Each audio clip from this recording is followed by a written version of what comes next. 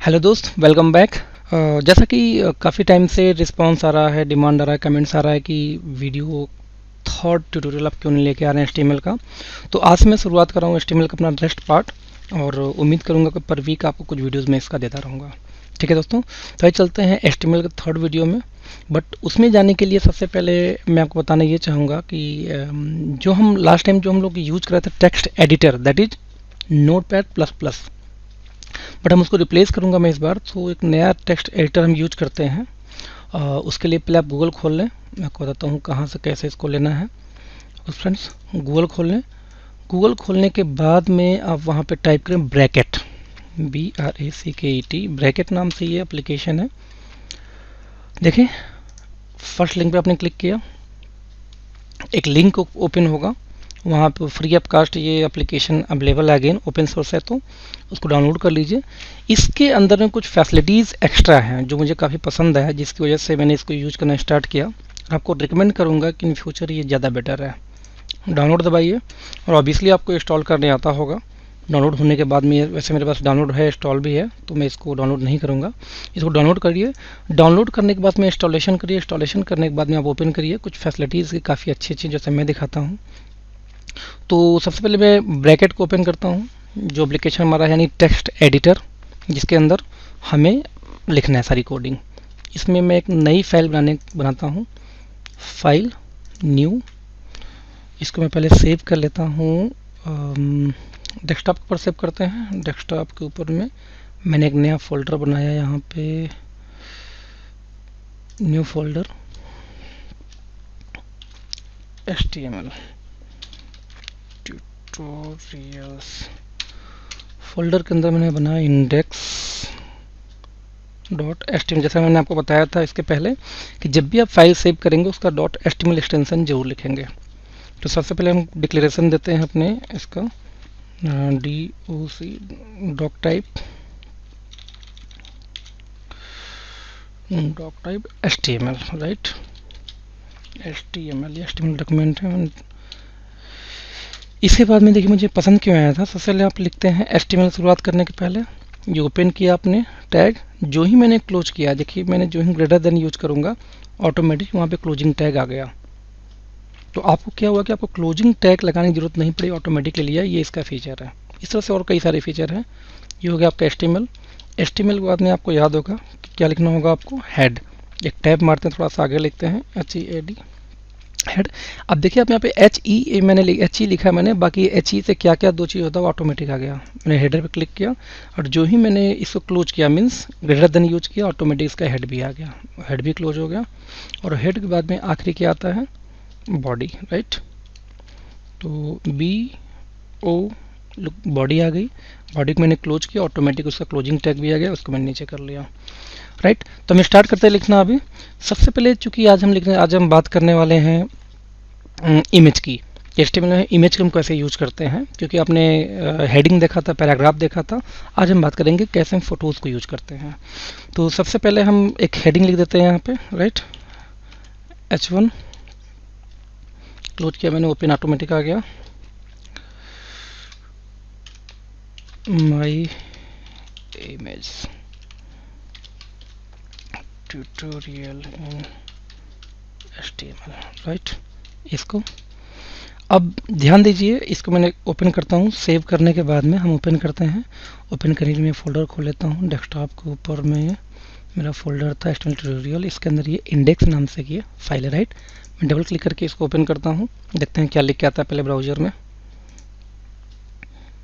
Okay, तो browser में जैसा मैंने वहाँ पर लिखा था वहाँ पे लिख के आ गया क्या, my image tutorial in HTML, right. फिर हम जाते हैं अपने ट्यूटोरियल के ऊपर में। इमेज के लिए हम ओपन करते हैं लेस देन, हम यहाँ पे IMG फॉर इमेज। IMG देखिए यहाँ पे आएगा शॉर्टकट। इमेज को जब भी हम लगाएंगे IMG टैग यूज करेंगे।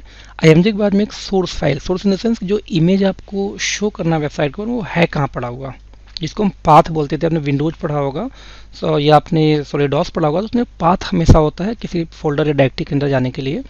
तो यहाँ पे हम SRC लिखे, सी लिखने के बाद में आपको पता है कि HTML जैसा लिखने के बाद में इक्वल टू और डबल कोट के अंदर में हमेशा वैल्यूज़ को हम देते हैं। तो यहाँ पे मैंने मुझे एक इमेज फाइल का डिटेल देना है, यानी पाथ देना है कि वो इमेज है कहाँ। तो उसके लिए सबसे पहले हम इमेज एक ले लेते हैं। ये मेरी इंडेक्स फाइल है फोल्डर के अंदर में। मैं एक फ़ोल्डर और खोलता हूँ मी, और यहाँ से मैं अपनी एक इमेज उठा लेता हूँ लाइक आलो, आप इसको मैंने उठा के यहाँ रख लिया। ओके, ये इमेज फाइल ब्लर नाम से एक इमेज फाइल है। मैं इस नाम को कॉपी कर लेता हूँ, Ctrl+C, blur dot JPEG file है, JPEG, आप ध्यान दीजिए। अब मैंने यहाँ पे आए ब्रैकेट के अंदर मैंने लिखा उसका नाम ब्लर डॉट JPEG, राइट, ये हो गया। इसके बाद में इसको मैं क्लोज करता हूँ। ध्यान दीजिएगा, इमेज टाइप के लिए अलग से क्लोजिंग टैग की जरूरत नहीं होती है, डायरेक्ट इसको आप ऐसे ही क्लोज कर सकते हैं। अब मैं इसको Ctrl+S करके मैंने सेव किया और मैं खोलता हूँ ब्राउज़र अपना। देखिए यहाँ पे नहीं आया इमेज, लेकिन आप देखिए इमेज यहाँ पे नहीं आया। तो इमेज नहीं आने के लिए यहाँ पे एक ब्रैकेट टूटा हुआ एक सिंबल टाइप का है कि जैसे यहाँ पे कुछ इमेज था बट यहाँ पे मिल नहीं रहा है। इसके लिए हम एक ऑप्शन यहाँ पे और लिख सकते हैं कि आल्ट, जो सोर्स फाइल है, सोर्स फाइल नहीं मिले तो उस कंडीशन में वहाँ पे क्या लिख करना चाहिए, तो alternative alt is equal to, अगर अगेन डबल कोट के अंदर में मैंने लिखा फॉर एग्जांपल अखिलेश इमेज, यानी कि यहाँ पे मेरा फोटो है। या आप लिख सकते हैं जैसे कि यहाँ पे ब्रैकेट बनाना कि माई लोगो। अब किसी कंपनी का लोगो है, बाई चांस किसी वजह से वो इमेज मिस हो जाए, तो ऐसे कंडीशन में हमेशा ये कि आल्ट लिख करके इमेज के आगे एक एट्रीब्यूट देना होता है कि यदि बाई चांस मैंने सेव किया, मैंने अगेन ओपन किया, लुक वहाँ पे इमेज नहीं है, तो वहाँ पे लिख के क्या आ गया, अखिलेश इमेज माई लोगो। यानी जो आल्ट लिख के मैंने यहाँ लिखा था ALT, आल्ट मीन्स हो गया अल्टरनेटिव, मीन्स जहाँ पे ये इमेज फाइल नहीं मिलेगा वहाँ पे अल्टरनेटिव फाइल कौन सा आ जाएगा, image.jpg, सॉरी ये टेक्स्ट आ जाएगा वहाँ पे, राइट।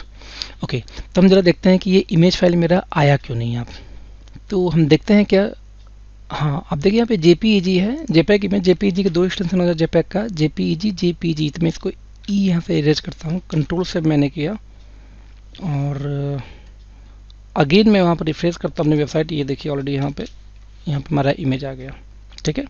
अभी देखिए इमेज की साइज बड़ी है, तो वहाँ पे हम इस एट्रीब्यूट के आगे मीन्स जैसे मैंने लास्ट कहीं भी लिख सकते हैं आप, तो चाहे यहाँ लिखें चाहे पहले लिखें, इसका हम विड्थ डिसाइड कर सकते हैं, VI, right, WIDTH, width is equal to double quote, मैंने कहा इसको मान लो 500, Ctrl+S सेव किया, रिफ्रेश मारा, लुक इमेज साइज छोटा हो गया, ठीक है। चलिए एक बार पहले इसको सेंटर में करते हैं, पूरे टेक्स्ट को सेंटर मैंने यहाँ पे ओपन किया, सॉरी यहीं क्लोज हो गया। इस क्लोज को मैं यहाँ से बंद करूँगा और इसे डालना होगा सबसे नीचे, क्योंकि मैं पूरे इमेज और टेक्स्ट को भी सेंटर चाहता हूँ, राइट। अब देखिए यहाँ पे जो ही मैंने फॉरवर्ड स्लैश किया ऑटोमेटिक सेंटर ले लिया, क्योंकि क्लोजिंग टेक उसका वहाँ ऊपर बंद नहीं था शायद इसलिए। Ctrl+S मैंने क्लिक किया, सेंटर किया, मेरा इमेज सेंटर में आ गया। तो इस तरीके से आप कोई भी इमेज यहाँ पे ऐड कर सकते हैं। विड्थ के साथ में यहाँ पे आप हाइट भी ऐड कर सकते हैं, HEIGHT, height is equal to double quote, आपने कहा 500 इसकी विड्थ है, आपने कहा 700 इसकी हाइट होगी। लुक कैसा होता है फोटो, ये लंबा हो गया। तो आप यहाँ पर हाइट और विड्थ अलग अलग सेट कर सकते हैं, बट मैं रिकमेंड ये करूँगा कभी भी दोनों एक साथ सेट मत करिए आप, क्योंकि जब भी आप कोई एक कॉमन सेट कर सकते हैं, जैसे आपने विड्थ सेट किया 500, तो जो भी आया था वो था। यदि यहाँ पे सिर्फ हाइट ही सेट कर देते हैं 700, तो ऐसे कंडीशन में आप देखो फोटो, तो जब भी आप कोई एक चीज़ सेट करेंगे हाइट, तो उसका विड्थ ऑटोमेटिक एडजस्ट हो जाएगा। या आपने विड्थ सेट किया तो हाइट ऑटोमेटिक जो भी फोटो का रेशियो है उसी रेशियो में ऑटोमेटिक एडजस्ट हो जाएगा। HTML उसको एडजस्ट कर लेती है। तो आपको ये सोचने की जरूरत नहीं है कि विड्थ और हाइट अलग दें, हाँ यदि कहीं नीड है तो उसको बिल्कुल दीजिए। तो दोस्तों उम्मीद है आपको ये वीडियो पूरी समझ में आई होगी। आज ये इमेज कैसे यूज करते हैं HTML के अंदर में। कल मैं आपको सिखाऊंगा, कल मैं CSS आपको पढ़ाना स्टार्ट करूंगा, यानी स्टाइलिंग कैसे करते हैं। तो कल मैं इसी कोड के ऊपर मैं आपको स्टाइलिंग बताना शुरू करूंगा, जिसमें हेडिंग टैग के ऊपर, पैराग्राफ के ऊपर और अगेन इस इमेज के ऊपर। तो कल से मैं स्टाइलिंग शुरू करेंगे। थैंक यू सो मच इस वीडियो को वॉच करने के लिए, देखने के लिए। और प्लीज़ आप लोग इसको शेयर करिए, प्रमोट करिए, हमारे फेसबुक की लाइक बढ़ाइए, हमारे चैनल को सब्सक्राइब करिए, जिससे मैं और प्रोत्साहित हो सकूं और वीडियोस लाने के लिए। Thank you so much.